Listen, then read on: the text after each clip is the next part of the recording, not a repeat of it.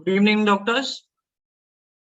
I am your host, Raj Bajaj. Welcome you all to AIOC 2021 virtual conference. I welcome Dr. Birendra Prasad Kashyap. Yeah, I'm here. Yeah. Welcome, doctor.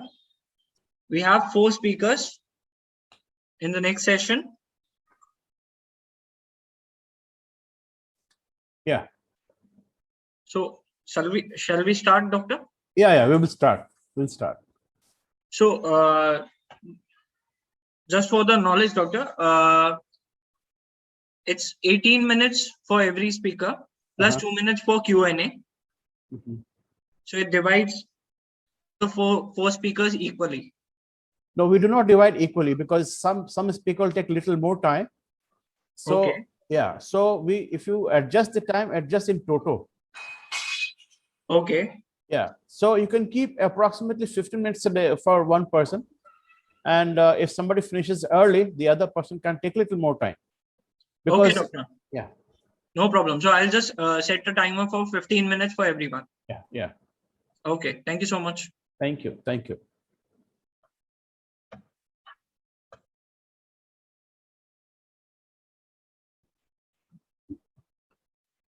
Hi, good afternoon, everybody. Shall we start? Please unmute yourself and let me know. Yes, I am unmuted. Am I audible? Yes, you are audible. Yeah, Yes. yeah. Dr. Vibhuti, can you hear us?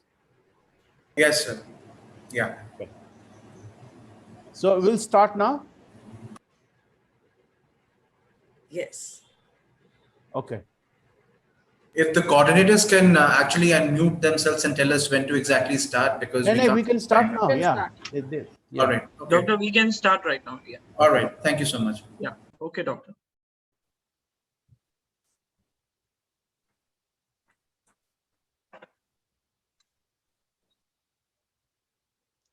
Hello.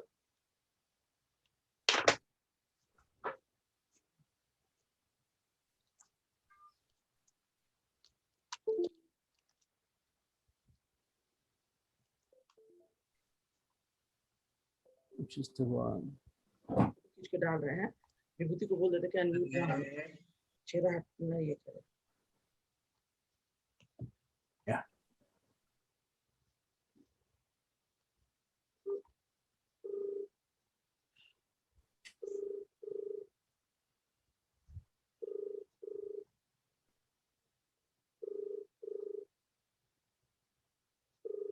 विभूति से room number कितना है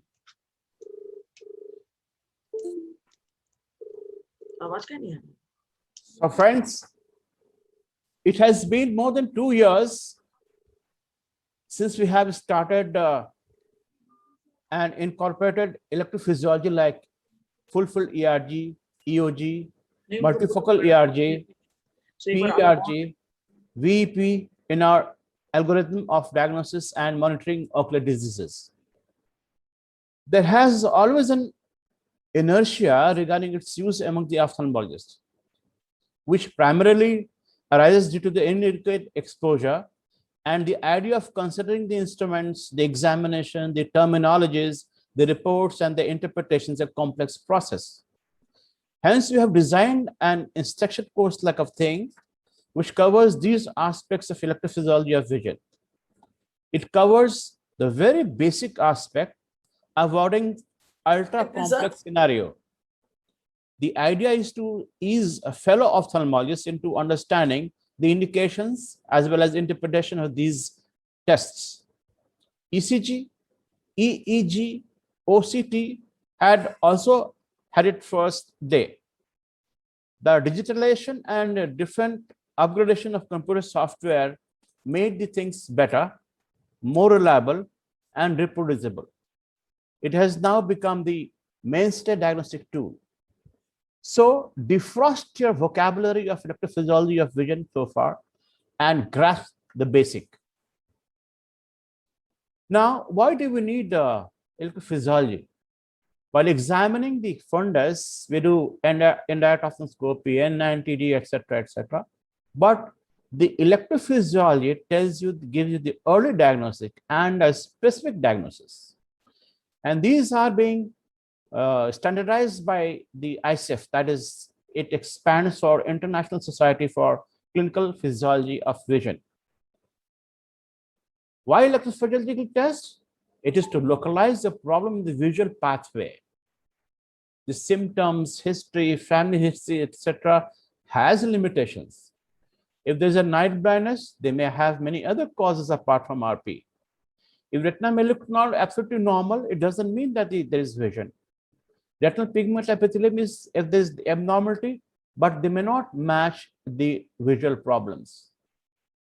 So who are the candidates for the test for the electrophysiology? Patients with symptoms suggestive of known neurological or ophthalmological diseases, which require confirmation of the diagnosis like retinitis pigmenta and Best's disease, etc.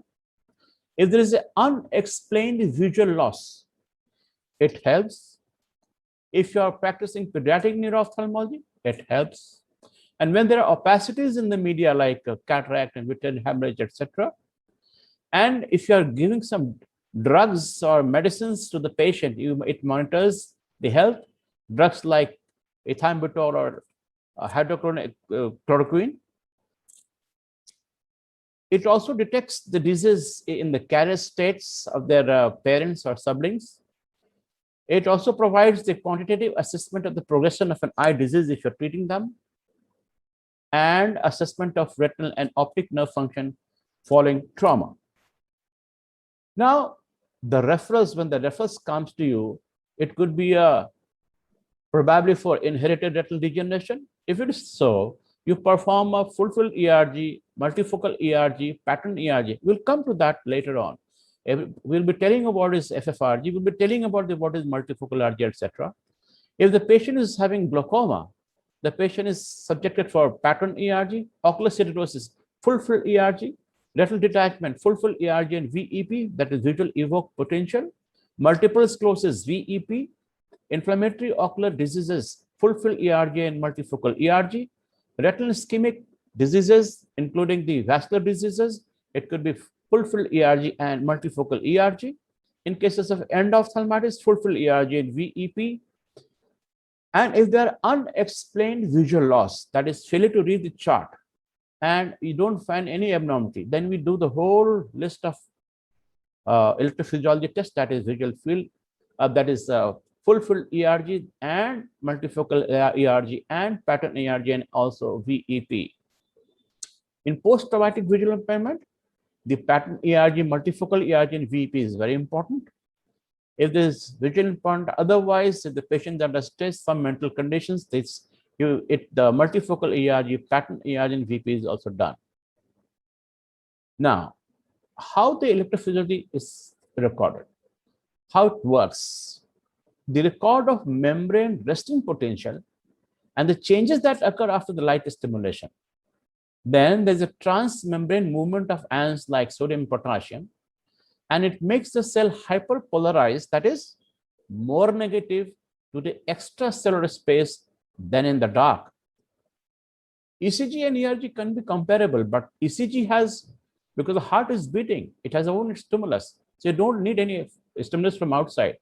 But for ERG, the retina has to be stimulated by the means of light or probably by patterns that you have. What are the tests, electrophysiological tests? Namely, and more importantly, are EOG, that is electrooculogram, the night adapted, that is scotopic ERG, light adapted, that is photopic ERG, pattern ERG, pattern VEP, flash VEP, and multifocal ERG. There are many other tests which are still experimental, like S-cone ERG and multi-channel VEP, and then sweep VEP, etc. They are supposed to be good, but still experimental. Now, EOG, the stimulus comes from the RP resting potential. It tells you the condition of the RPE. If you're doing pattern ERG, it tells you gross macular function. If you're talking about if you're doing scotopic ERG, it tells you gross rod function. In adapted light adapted conditions, photopic ERG, it tells you gross cone function. If you are doing pattern VP, it tells you about the macular ganglion cells. If you are doing flash VP, it tells you about the visual cortex and the visual pathway. If we're doing multifocal ERG, it is macular photoreceptor cells and further. Suppose if you're doing more than one test, so how should we start? If you start among all the tests, you have to start with the pattern ERG because you don't require dilatation and it is done in both the eyes. So first of all, you do pattern ERG, then fully dilate the patient, and then the patient is subjected for dark adaptation for 30 minutes, then do a scotopic ERG. After doing a scotopic ERG, you light adapt the patient for 15 minutes, and then you do photopic ERG. In most of the cases, all the ERGs, you will find A wave and B wave very commonly. A wave is a negative component, negative wave, it comes from the photoreceptors.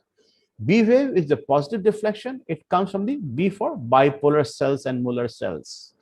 C waves, they come after the B wave as a positive wave. Oscillatory potentials are wavelets in the ascending limb of the B wave, and they come from the amacrine cells. So you can find that the EOG is coming from the retinal pigment epithelium. Mind you, the light is coming, crossing the ganglion cell layer, bipolar cell, photoreceptors, and reaches the RPE. From RPE, the stimulus comes, and then you start getting the wavelights. So at retinal pigment epithelium, EOG works, C wave comes. The ERG wave comes from the photoreceptors, that is rods and cones. ERG-B waves come from the bipolar cells. Then comes the pattern ERG from the ganglion cells, and then it proceeds towards the nerve fiber layers and to the optic nerve. This is the cartoon, same thing in a cartoon manner. The A wave from the hyperpolarization of the photoreceptors, B wave from the bipolar cells, C from the pigment epithelium, D for off bipolar cells, oscillative potential from amacrine cells. Full field electroretinogram. Now I'm talking about very few words about different tests.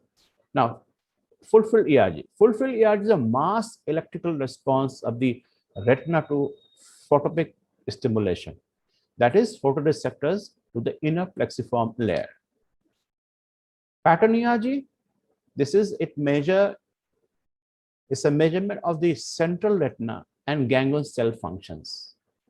Stimulation is done by reversing black and white checkerboard. Checkerboard means just like a chessboard. It's alternating, it's reversing, and it could be off and on also. And it differentiates optic nerve as a macular function. It is recorded using DTL electrodes. We'll be telling you about what are the electrodes and the different kinds of electrodes. Then in this case, in pattern ERG, you get a wave which is taken as a N50 positive wave from the macular photoreceptors and N95 ganglion cell layer wave. Electrooculogram, it checks the change in the electrical potential between the cornea and the ocular fundus, that is outer retina and retinal pigment epithelium. It is recorded during successive periods of dark and light adaptation. Visual evoked potential, it basically the electrical signal is generated at the visual cortex in response to the visual stimulation. So there are two ways. If you have multi-channel VEP machine, then it can examine up the visual cortex. If you don't have a multi-channel visual cortex, it checks up to the optic chiasma. Multifocal ERG, there is a simultaneous recording of focal retinal responses. It offers direct, objective, and topographic mapping. It measures the central 30 to 40 degree of retinal function. It's a cone-driven response, and 61 or 132, 103 hexagonal photoreceptor density. It checks the area of fovea, parafovea, and near peripheral photopic retina. The ERG is how it is recorded. The ERG is recorded by measuring the potential difference between the electrode, one of which may be in the as a contact lens. So this is the active electrode. So active electrode touches the cornea or nearby conjunctiva. Then there is a reference electrode, which should be near the eye, near the canthus. And there has to be one ground electrode, which is grounded. So this is one of the very important slide of the whole paper. These on the left hand side, you find the test like full field ERG. Then is the refractive correction, because in certain tests you have to correct the full refraction. You have to give the patient spectacles as well. And the visual acuity, in some it is important, some it may not be important, because in cases of flash VP it is not important. But if you're doing a multifocal ERG, is very important that the visual acuity should be good. In some cases, the pupil is dilated, and in some cases is not dilated. It should not be dilated. If you're doing a full ERG, the pupil has to be dilated to check the whole fundus. The test distance, the distance of the patient's eye from the stimulus is in different tests. It is different, 30 centimeters to 100 centimeters to 1 meter. And in certain tests, it is important that the patient fixates properly in the center. Like if the patient is going for a flash VP, the fixation is not important. But you are doing a pattern ERG, it's very, very important. In some cases, you have to do a test in one eye. And in certain cases like pattern ERG or flash ERG, both eyes are done at the same time. So thank you very much. And I'll invite Dr. Bharti to talk about the machine, how it looks like, what the machine is, and what are the electrodes, etc., etc. So over to you, Dr. Bharti. Please take care. I'll stop sharing now. Sorry to interrupt everyone. Just got a message from organizing committee saying that we have to conclude this session this day by 5:25 p.m. On behalf of the 5:30, we have the inauguration ceremony. Yeah, 1 hour is fine. Okay. Yeah, Okay. Thank you, ma'am. Dr. Bharti, please share a slide. Yes, sharing. Good evening, everyone. So in this, I am thankful to Dr. Kashyap, who has allowed me to present on the topic machines and electrodes. I have no financial interest. So this is the electrodes placing on the skin to record ERG. What we need electrodes, we need stimulation of eye by light, we need electronic recording device. The clinical protocol is preparation of the patient by following ISF standard, and then we analyze the ERG and report. The electrodes for recording are active electrodes, reference electrodes, and ground electrodes. The skin reference electrodes can be used in kits, but it has less amplitude. Electrode stability is maintained by a good connection, and it not only decreases impedance, but also it is it causes the electrode stability is maintained by a good connection, and it decreases impedance. More impedance means more noise and wrong reading. Electrode is kept clean to avoid infections and also for reusability. Cleanliness also decreases impedance. Recording active electrodes are in the contact with the cornea or nearby bulbar conjunctiva, and they should be used for standard full field recording, FFERG. There are contact lens electrodes, conductive fibers, foils, and conjunctival loop electrodes. Conjunctival loop electrodes are used most frequently. For good recording by active electrodes, ensure use of non-irritating, non-allergenic, ionic, conductive, and relatively non-viscous solution. Ensure good ocular contact to ensure proper electrode impedance. We should define both normal values and variability for our own laboratory. Contact lens electrodes are centrally transparent with an optical opening which works like a lid speculum. It gives the best recording. The recording is stable with highest amplitude. Types of electrode. Skin electrodes are mainly used in children. Corneal ERG electrodes are monopolar jet contact lenses. Burian electrodes are bipolar. DTL electrodes are most commonly used electrodes. Gold foil electrodes. Reference electrodes can be incorporated into the contact lens speculum assembly when you are using bipolar electrodes like Burian electrodes for a stable configuration electrically. These electrodes can be placed near each orbital rim or earlobe or forehead. Ground electrode is a separate skin electrode is attached to an indifferent point and connected to the ground. Typical locations are on the forehead or the ear. Now, what is actual electrical impulse? Active electrode captures action potential changes and impedance, while reference electrode captures impedance only. So, actual electric impulse is A minus R. The ERG jet electrodes are disposable, monopolar contact lens electrodes. You can see the gold foil on polymethyl methacrylate with lead wire. There is ease of insertion.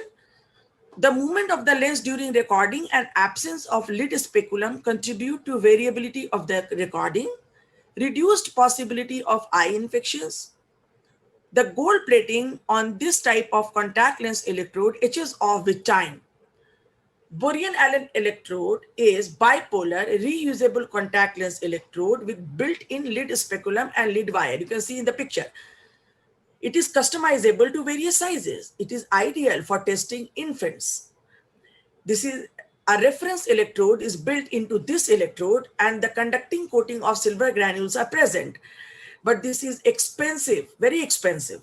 PMMA shows variable degree of blurring, so it is not suitable for recording pattern ERG where image clarity is vital. This is used for full field ERG and very costly. DTL plus electrode, this is it has a conductive thread, 50 micron, and it floats on the corner surface. It has negligible mass, low cost, disposable, convenient to use and clear image. No interference with pupil or optics. You can see in the picture, it gives very reliable ERG recording, and best part, it is well tolerated by children also. Gold foil electrodes is useful when you can't use a contact lens electrode or when you don't want to anesthetize the cornea. ERG amplitude will be substantially affected by this electrode, but it requires an adapter. The reference and ground electrode, you can see the picture. The cup of the electrode should remain cleaned and it to be filled with jelly for better conductivity while doing the test. The skin part is prepared properly for the reference and the ground electrode. We have no financial interest, but we use this new prep. The cup of electrode is filled with the jelly and attached for better conductivity. The 1020 jelly, we have no financial interest. One side has channel 1 with active reference and ground electrode attachment. Other side, channel 2, has also active reference and ground electrode attachment. Bottom of connectors showing attachment for active reference and ground electrode. Test for one eye, use one channel. Test for two eyes, use two channels. Now, computer monitor tells us in what stage of investigation we are in. This is a machine at a glance. You can see it, and the computer monitor guides us also. You can see there are two types of stimulators, pattern stimulator and flash stimulator. You can see the check is pattern stimulator and the Ganfield bowl for the flash stimulation. The mobile chin rest is to be placed in front of the monitor, and chin rest with monitor and fixation point. This is the picture. This is the monitor displaying the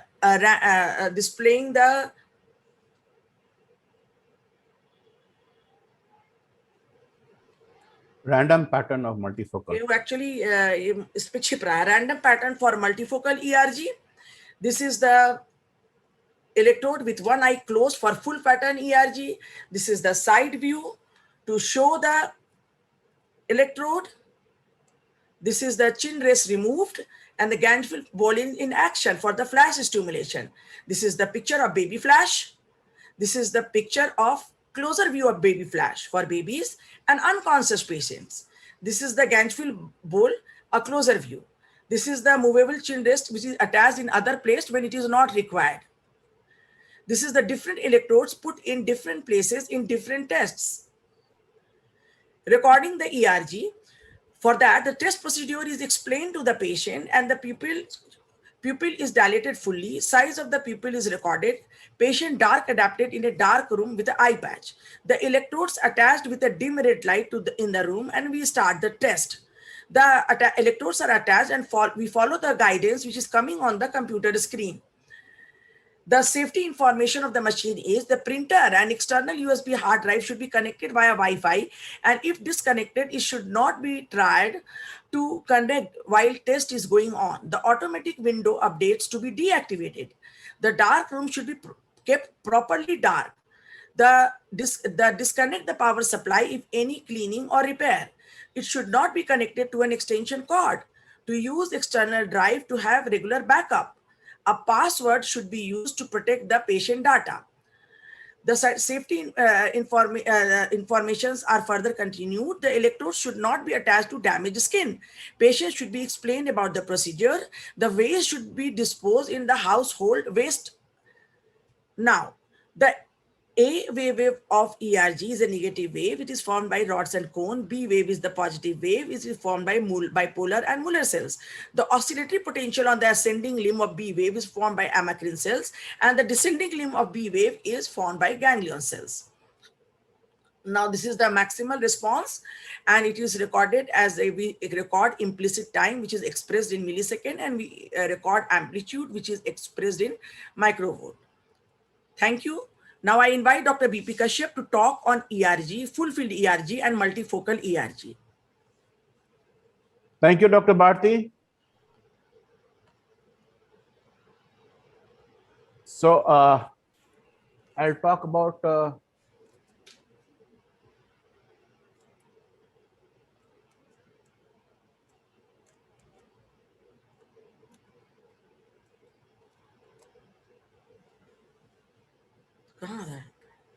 आवाज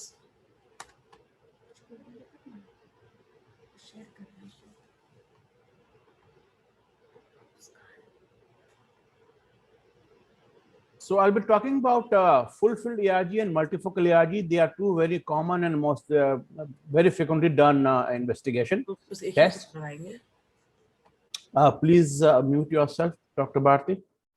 So the precaution for the full-field ERG is you should not dilate the people. You should not put any bright light to the patient. You should not do any test that stimulates the eye or that you put the very bright light into the eye. And after that, you dilate the pupil fully for the full-field ERG, and please measure the pupillary dilatation if possible. First of all, adapt the patient for 30 minutes, and if you have given any bright light, you have to adapt the patient for approximately an hour or so. The DLT with wire touching the conjunctiva where the lower fornices are better. The reference electrodes at the outer canthus and grand electrodes are put in the forehead. For the scotopic ERG, that is dark adapted ERG, the stimulation is very less, and it is isolated rod system response. If 3 ERG is a part of a rod and part of cone system response. If it is 10 ERG dark adapted, it's a combined response to a stronger flash, and dark 3 oscillatory potential is from the amacrine cells that is coming and in connection with the rod. Then you after the light adaptation, the flash cone response, that is just one flash and you record the ERG, and then you have one light adapted 30 hertz flicker, that is it flickers 30 times a second. So why this 30 times is more important? Because all the rods can regenerate within 20 if you stimulate 20 seconds per 20 times per second, it can regenerate and you will get the rod response. But if you give it 30 hertz, that is 30 times a second, the rods are not able to regenerate and you just get the cone response only. So after 30 minutes of dark adaptation, a very dim light is given, and you can see that there is no A wave and you have got a bigger B wave. The little bit of light, you have a little bit of formation of A wave from the receptors, photoreceptors, and a B wave from the bipolar cells. Then a maximal combined response, that is light on the more brighter side. You have a scotopic, and you have the wavelets, that is oscillatory potential also. Then you have a combined response after 30 minutes of light adaptation. So you get a proper A wave and then a proper B wave from the bipolar cells. And these are the recordings if you give a 30 hertz stimulation. So these are the 6 kind of a waves that you get with a little bit in the dark. The above 4 are dark adapted and lower 2 are light adapted. The first one is very little light, little more light, little more light, and little more light, and then it's dark light adapt the patient, and you have flash of light, and there's a flickering of lights. A wave is a negative wave, originates from the photoreceptors, B from the motor cells and bipolar cells. You have to have a damage of at least 20% for ERG changes. So one very important thing is in the periphery of the retina, you have more of rods and cone cells, and they are attached to only very few bipolar cells. And these bipolar cells, they get attached to very few ganglion cells. But in the center, near the fovea, you don't have any cone. You don't have any rods. So you have just cones. And every cone gets attached to one bipolar cell, and one bipolar cell gets attached to one ganglion cells. So you have a very good response if there is cones are stimulated. So that is why it's very, very important to see the multifocal ERG, where the central thing is the central retina is the examined. So is the pattern ERG. Now this is the rod response, then the rods and cones response. There's a Macquarie's response like a wavelet, and the cone response in a single flash. You get this kind of a typical ERG, and then you get a 30 hertz flicker. In cases, this is the normal in both the eyes, and to compare, one side on the left hand side is normal, the right hand side is diseased one. So you can see that in dark adapted, you don't have a B wave properly. It's little more dark, little more light. You have a A wave coming from the rods, but then you don't have a B wave. In dark adapted, in oscillator potential, you don't get any B wave. All the B wave are absent, and in the flicker you see the amplitude and the implicit time both are increased. So this is a typical of ischemic CRVO. So you know that in this case, is ischemic CRVO, the patient is not likely to improve the vision. In cone dystrophy also, the same thing happens. You see the B wave is absent, the B wave is absolutely absent, and the B wave is totally absent in cases of cone dystrophy. Negative ERG, when the B wave has shown, but its amplitude is much less. It has not reached even the base level. So this is a negative ERG. Now multifocal ERG is a new objective technique of mapping the retinal function. It is developed by Professor Sitter and Trans. It offers direct, objective, and topographic mapping of the central 30 to 40 degree of retinal function. Multifocal ERG responses are cone-driven responses. The health of fovea, parafovea, and near peripheral photopic conditions, retina conditions are mapped. Now, what is the difference between the full-field ERG and multifocal ERG is the method of stimulation. In full-field ERG, you have the Gensfield stimulator, but in multifocal ERG, you have a pattern stimulation. And the recovery rate is very fast in multifocal. Now, this pattern stimulation is scaled hexagonal array stimulus and stimulate individual retinal areas. The commonly used is 103 hexagonal array, And each hexagon flickers between two binary states, that is black and white, and is controlled by a predetermined pseudo-random binary M sequence by the CRT monitor. It provides high resolution spatial and temporal information from the retina. The frame changes for every 13.3 milliseconds, and CRT device to deliver multifocal stimulus. So these are the stimulus pattern. It's hexagonal, black and white, and keeps on changing randomly. Clinical protocol is, before doing all this, for multifocal, the pupil has to be dilated. The patient's position should be at least 30 centimeters from the screen. The fixation point is very important. If the patient is not fixating in the center, you can pause the machine for some time. Again, ask the patient to look at the center, at the fixation point, because fixation is very, very important. If the patient uses glasses, you have to give the full correction to the glasses, and the patient has to be light adapted. And if the patient has got some disease, it is better to check the diseased eye first. And the impedance of this electrode has to be less than 5 ohms, not 10 ohms, 5 ohms. So waveform grouping according to different retinal eccentricities. It subtends 35 horizontally and 31 vertically, viewing distance 53 centimeters. And the responses are obtained from 6 zones. You can see the central one comes from the fovea and is the highest amplitude. The second and third gradually goes down. And most of the pathologies, especially in toxic retinopathies by different drugs, it is in the second circle, that is after approximately at 5 to 10 degrees from the center. So it gives a topographic map and looks very nice. You just have a look, and then you can say that he has got some problem in the fovea and neurofovea, like in Stargardt's disease.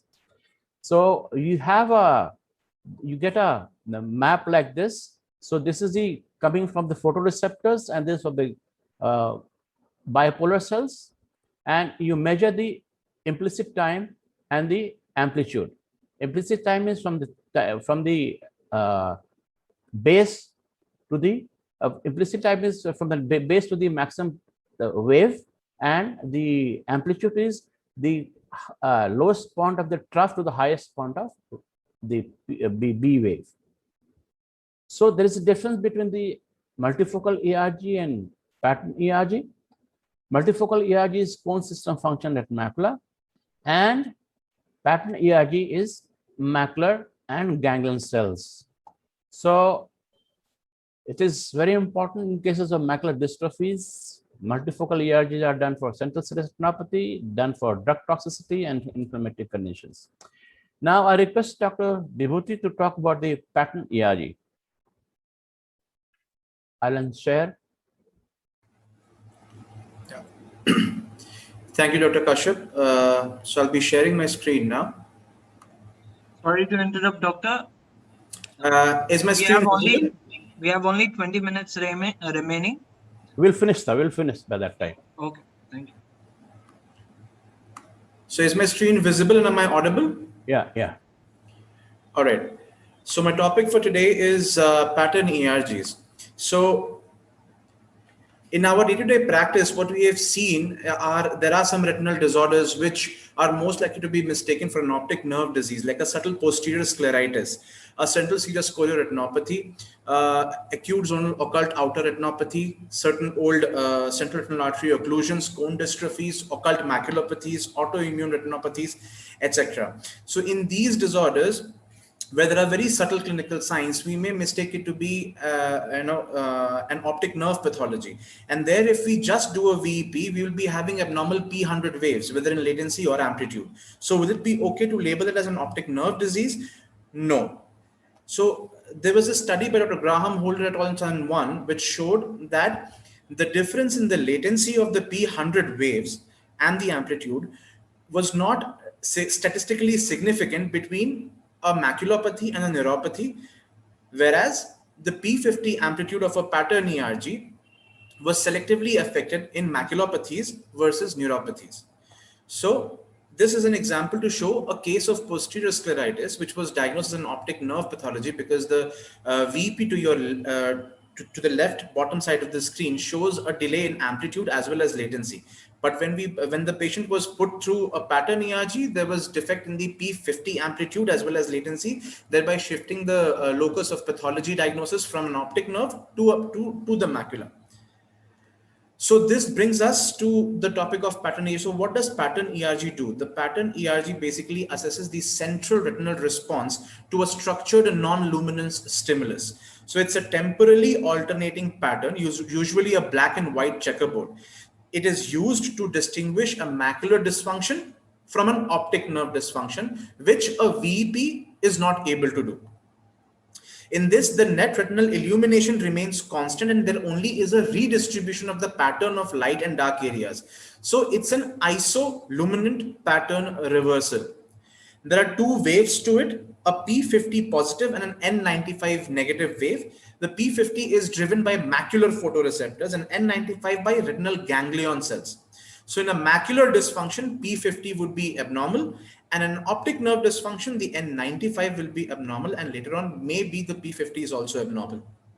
So there are two types of ERG. What we use is a transient pattern ERG, which has low temporal frequencies of less than 6 pattern reversals per second, a reliable peak detection, and we can also detect the P50 and N95 waves in the transient pattern ERG.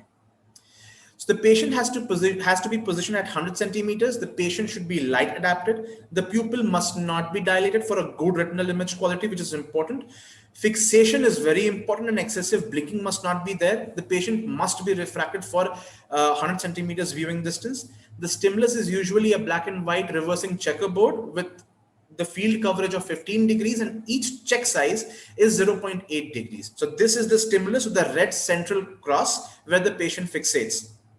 The luminance is actually constant and there is a high contrast between the black and white checks, at least more than 80 candelas per meter square. The reversal rate is of 4 reversals per second and the frame rate has to be more than 75 Hertz. You can record it monoocularly or binocularly. If we are recording binocular, electrodes have to be wired in both eyes. If uniocular, either you wire one eye or you patch the other eye. The electrodes must not be doing any optical degradation. It must be well tolerated and should have an impedance of less than 5 kilo ohms. 2 active electrodes, 2 reference electrodes, and 1 ground electrodes are required. This is the socket for the insertion of the wires towards the machine end. So as you see, this has 2 parts, channel 1 and channel 2. Channel 1 is by convention for the right eye. It basically fixates the machine end of the wire that connects the active electrode from patient's side and the reference electrode which connects from the reference electrode of the patient's eye from the outer canthus. This is the electrode which we use commonly for a pattern ERG, and this is how it is placed. We can also alternatively use gold foil electrodes, but over here we use the DTL electrodes. This is the pattern for this is basically the protocol for evaluation of a pattern ERG. So we'll go through it slowly. So in this case, what we do is when we open the software, we click on the patient icon, and when the patient data opens up, we select the patient and then we select the examination to be done. Once we open the patient data and select the examination to be done, this is the interface that opens. Now what's important in this is the impedance check. So after opening this, the electrodes are placed in this manner as has already been discussed. To reduce the impedance level, we have to use NuPrep gel and the 1020 conductive paste, which reduces the resistance and improves the impedance levels to acceptable values. So when we click on this icon impedance, this box pops up, which shows whether the impedance is in acceptable range. We can see in this image, the active electrodes do not have an acceptable impedance. So we check the position of the electrodes and we apply the conductive paste appropriately and place them again till we get an acceptable response of impedance. After that, we click on the pattern ERG1 48-minute icon and we start the examination. The examination takes usually 30 seconds, and then we click on the ERG2 and start the recording again. Once the recording is done, we have to see if the artifact levels is less than 5. If it is less than 5, the recordings are acceptable. Now, when we see for the result, this is how the results are displayed. But the graph has a scale of 50 microvolts per division. So we have to magnify this to reduce the graph scale from this icon on the bottom right. So when we magnify it, it becomes more apparent. Now to the left, the recording is very poor. Why? So when we went back and checked the impedance was not acceptable because impedance can change during the test also. Also, this kind of inappropriate result can also be obtained if the artifact levels are high. So before labeling it an abnormal test, we have to see if the parameters are normal or not. Now, once they are checked, we order for the printout, and the reporting has to have measurement of amplitudes and latency of the P50 and N95, the stimulus parameters, normal values, and representative waveforms. So this is the printout with the normative data and the patient data of various waveforms.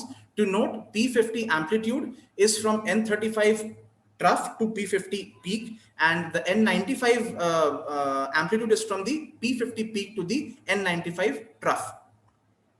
Now, where can we have abnormal P50 amplitudes? In any macular pathology like macular edema, central serous retinopathy, Stargardt's, etc. An abnormal N95 would be there in primary ganglion cell dysfunction, Leber's hereditary optic atrophy, any other genetic optic atrophy, glaucoma, optic neuritis, etc.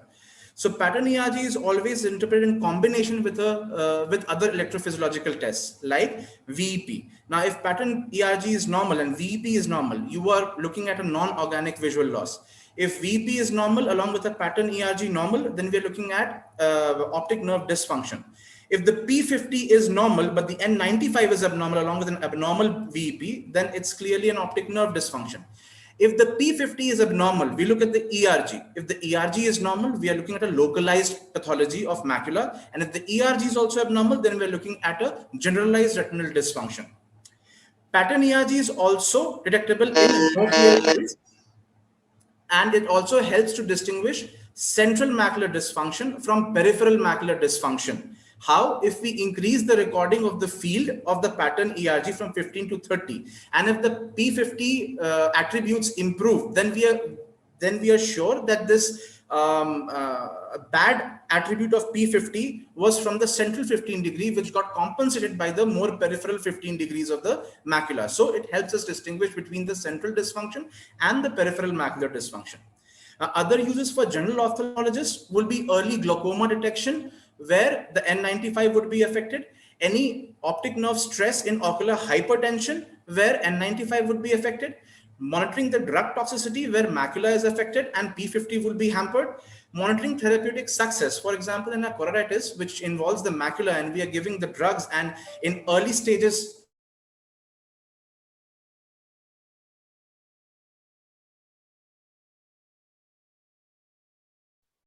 Hello? Mr. Raj, let it go. Yeah. We'll finish in time. Don't worry. Hello? Yes, doctor. Yeah, it says stopped. It stopped. Yeah, Yes. it's stopped. Just a second. I'll check. I'm checking with the AV team. The connection was not there. Yeah.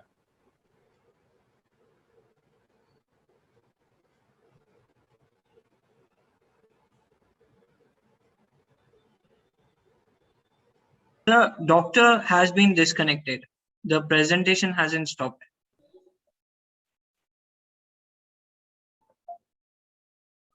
So meanwhile, I think we'll request Dr. Nidhi to proceed with her. Yeah, doctor is back. yeah, Dr. Vibhuti is back. Please conclude with this. No time. Yeah. Yes, please, sir. Please continue. So basically, when we monitor the therapeutic success, how do we do that? when the choroiditis is resolving and it's not clinically very evident, we can take help of the pattern ERG to see if the P50 attribute is improving. And if it is improving, we are sure to have a therapeutic success, and we are sure to be seeing a therapeutic, functional improvement in the macular status. That's all from my side, and I invite Dr. Nidhi for her talk on VP and EOG. Thank you so much, Doctor. Dr. Nidhi, please share your slides.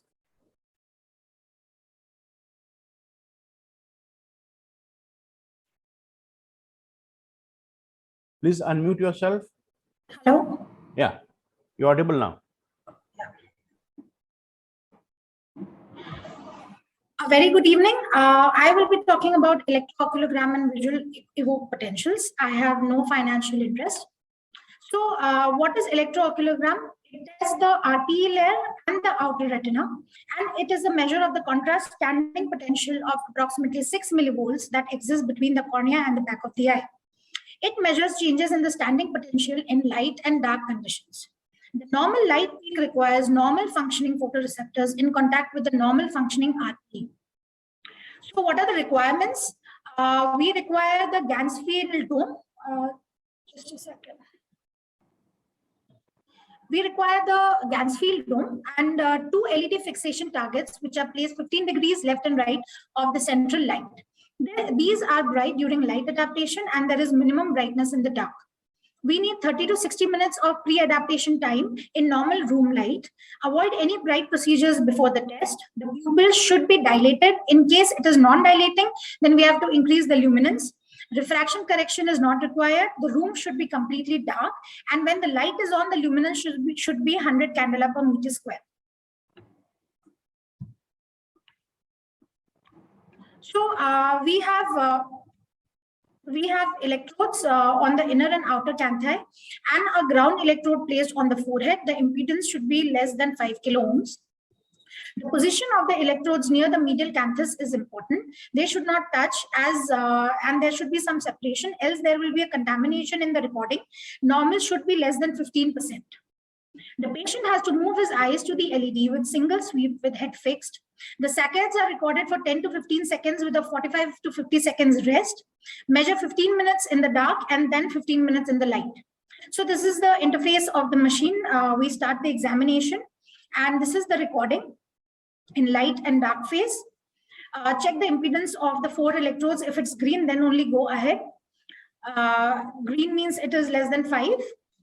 This is the recording of the saccades in the dark phase. Here you can see that there is an idealized record of the saccades. If there is an upshoot, that means the patient is overshooting the fixation target, and the patient has to be advised to just look at the LED lights.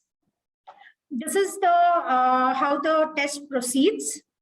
We also have an infrared camera here to see the movement of the eye. And then the final result comes in a wave pattern. Here, if there is some doubt with the peak and trough, that can be altered. Also, the wave can be magnified to form a proper wave pattern.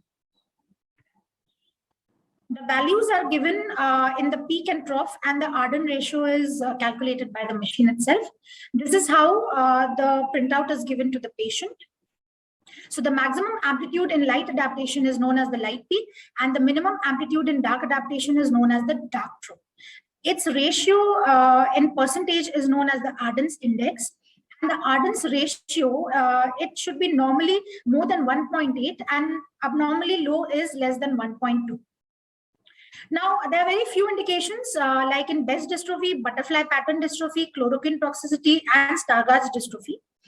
This is an example of a printout in EOG of Best disease in which the Arden's ratio is significantly reduced.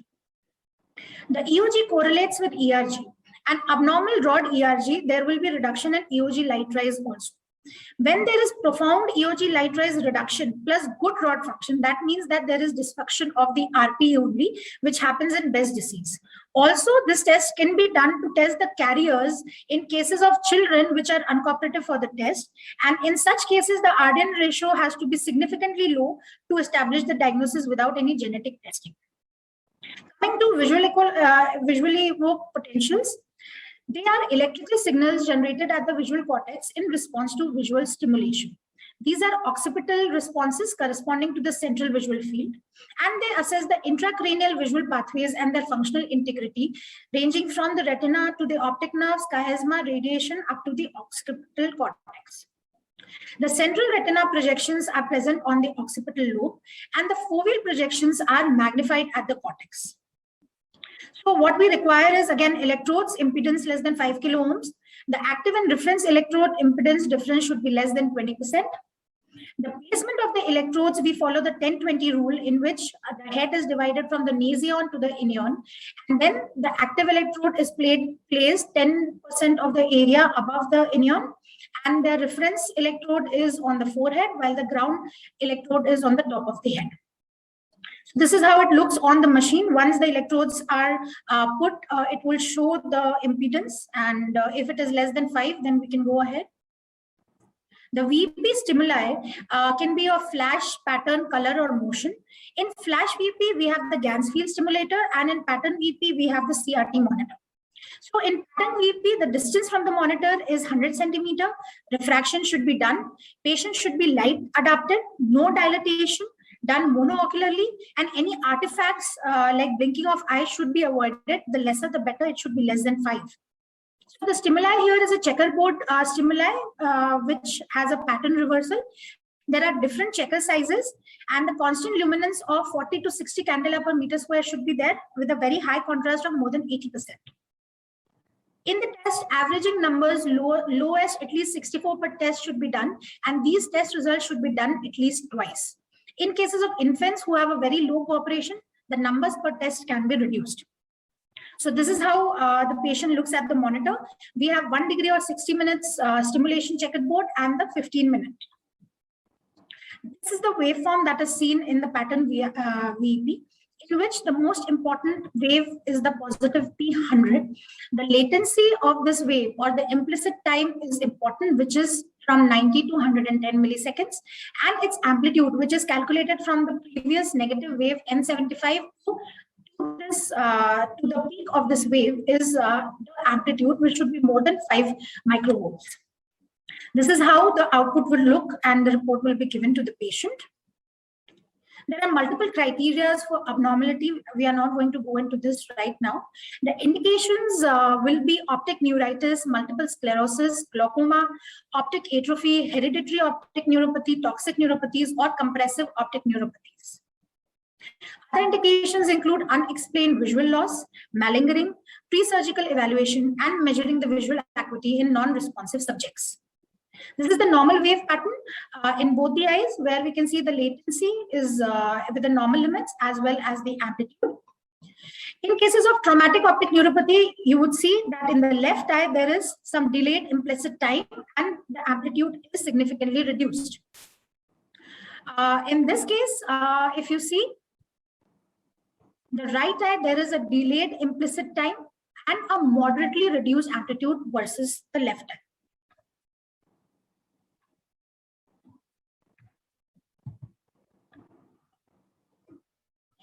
This is a case of optic atrophy, in which you can see that no signal has been elicited in the left eye, and the vision was no clear.